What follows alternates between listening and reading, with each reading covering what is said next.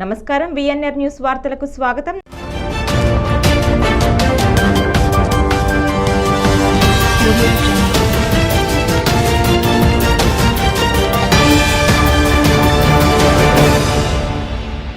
డెబ్బై 78వ స్వాతంత్ర దినోత్సవం సందర్భంగా రొంపిచెర్ల, పులిచెర్ల మండలం, కల్లూరు, చౌడపల్లి మండలం శ్రీ బోయకొండ గంగమ్మ కొండపై జాతీయ జెండాను పుంగనూరు నియోజకవర్గ ఇన్ఛార్జి వర్యులు చెల్ల రామచంద్రారెడ్డి ఆవిష్కరించారు. అనంతరం శ్రీ బోయకొండ గంగమ్మను దర్శించుకున్నారు. అదేవిధంగా ఆలయ గోశాలను, వసతి గృహాలను సందర్శించి ఆలయ అధికారులతో సమావేశమయ్యారు.